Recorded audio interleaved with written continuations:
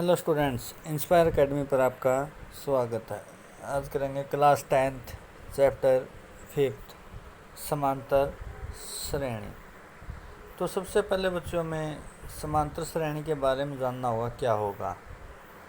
समांतर श्रेणी क्या है? एक ऐसी श्रृंखला जिसका हर एक पद, यहाँ पर एक आना था जिसका हर एक पद पिछले वाले पद से समान दूरी पर हो। ठीक है, मान के चलते हैं कि किसी बच्चे को प्रत्येक महीने 10 रुपये ज़्यादा मिलते हैं पिछले महीने से, कि भाई जनवरी के महीने में उसे 100 रुपये मिले, अगले महीने में उसको 10 रुपये जोड़ के दे दिए 110, फिर जोड़ के दे दिए 10 120, फिर जोड़ कर दे दिए 130। इस प्रकार उसको एक दिन 210 रुपये मिलते हैं। ठीक है, तो इसके अंदर जो हमें प्रथम था, पहला पद था, इसको हम क्या मानते हैं? ए या A1 द्वारा लिखते हैं, दूसरे को A2, तीसरे को A3, चौथे को A4। जो अंतिम है लास्ट, हमें नहीं पता कि भाई ये 10वें महीने का है या 12वें महीने का या नेक्स्ट ईयर में जाके बढ़े हैं, उसको हमने अंतिम पद मान लिया कि भाई आखिरी महीना ये था, तो अंतिम पद को हम AN से दिखाते हैं। ठीक है, तो एक समांतर श्रेणी क्या है? एक ऐसी श्रृंखला जिसका हर एक पद पिछले वाले पद से समान दूरी पर हो। ठीक है बच्चों, आगे देखो, इनका सारांतर करते हैं हम। भाई 110 दूसरे में से पहला घटाया, कितना है हमारा? 10। तीसरे में से दूसरा पद घटाया, कितना आया? 10। यानी कि A1 कितना था हमारा? 100। A2 को मैं क्या लिख सकता हूँ? 100 जमा में 10 लिख सकता हूँ क्योंकि 10 जोड़े हैं। A3 को क्या लिख सकता हूँ मैं? 100 जमा में 20। A4 को क्या लिख सकता हूँ मैं? 100 जमा में 30। ठीक है, तो अब एक चीज़ देखो यहाँ पर,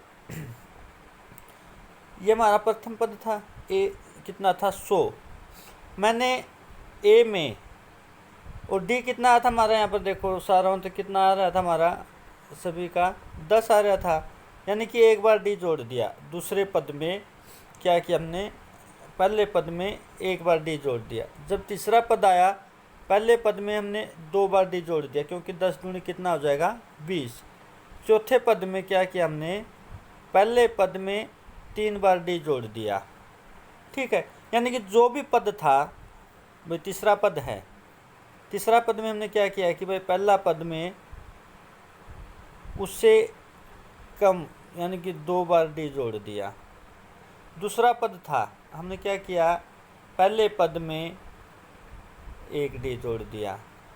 ठीक है, यानी कि जब हमें ये नहीं पता कि कितने पद हैं, N पद मान लेते हैं, भाई अंतिम पद N लिया था हमने, तो उससे एक कम बार D लेंगे, यानी कि पहले पद में जितने पद हैं उसमें से एक घटा के D से गुणा, तो ये क्या था हमारा? अंतिम पद का फार्मूला बन गया। ठीक है बच्चों, तो सारा अंतर आपको समझ में आया कि A क्या है, A2 क्या है, A3 क्या है, A4 क्या है और AN क्या है। कोई भी पद किस प्रकार निकलता है? भाई पहले पद में और उस पद से कम एक बार D जोड़ देंगे। भाई तीसरा पद है तो 2 बार D, चौथा पद है तो 3 बार D। अगर 20वां पद आ जाए तो मान के चलते हैं हमें 20वां पद आ जाए, A20 से लिखेंगे, तो ये किसके बराबर होगा? पहला पद जमा में 19 बार D। समझ में आ गया? ठीक है बच्चों, तो आगे देखो, फर्स्ट क्वेश्चन करते हैं हम। फर्स्ट क्वेश्चन में क्या दिया है? एक्सरसाइज 5.1, निम्नलिखित स्थितियों में से किन स्थितियों में संबंध संख्याओं की सूची AP है और क्यों?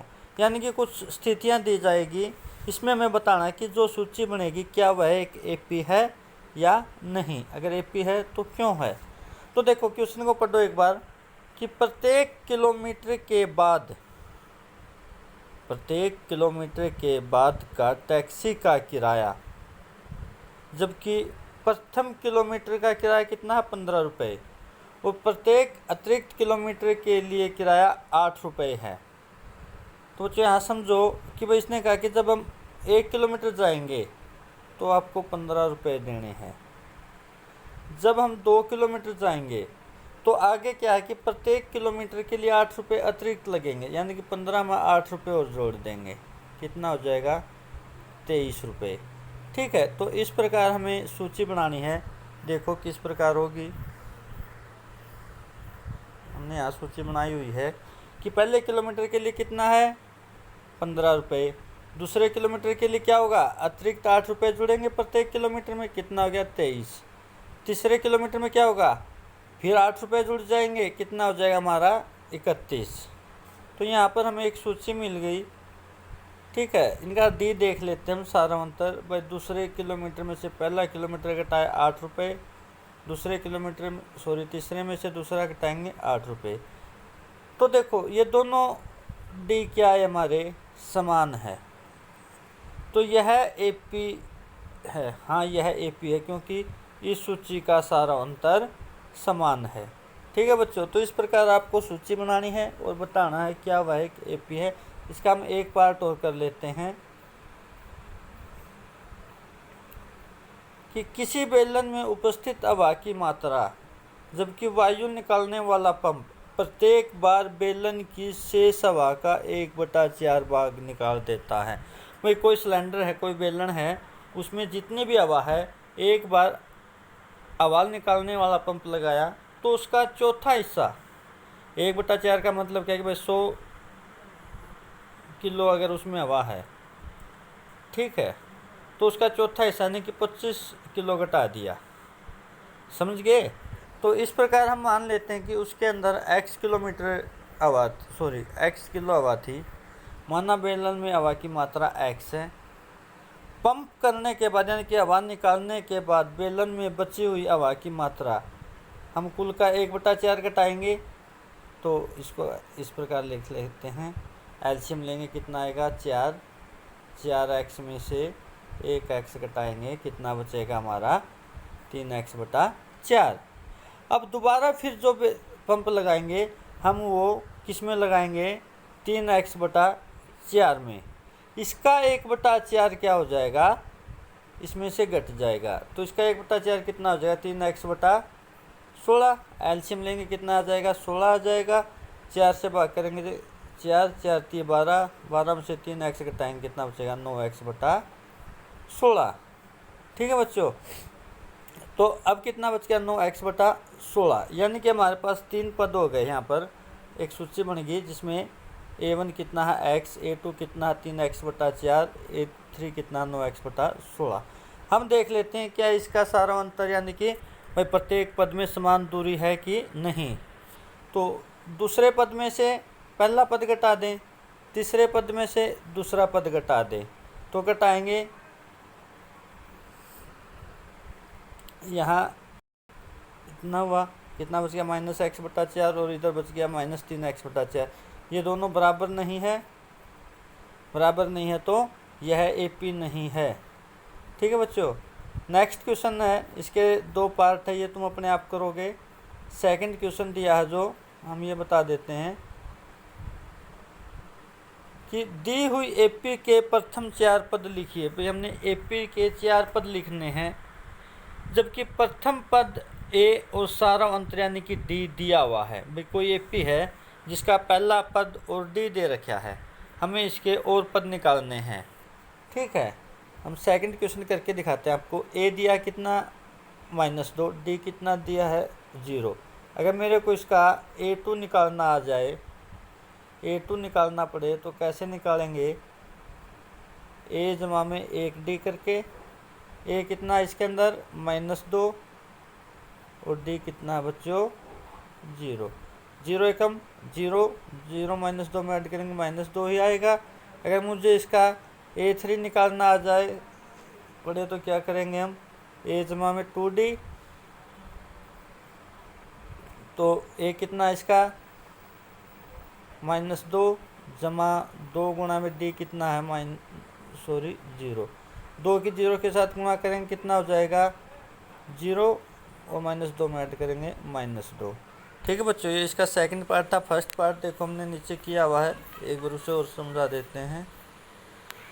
भाई A दिया है 10, D भी दिया है 10, तो A2 कैसे निकालेंगे, 1 जमा में 1D करेंगे, ए कितना है 10, 1 गुणा में डी कितना था 10, 10 एकम 10 और 10 20, A2 निकल गया। A3 निकालेंगे, A जमा 2D करेंगे तो A कितना है 10, 2 गुणा में D कितना है 10, 10 दूनी 20 और 10 30।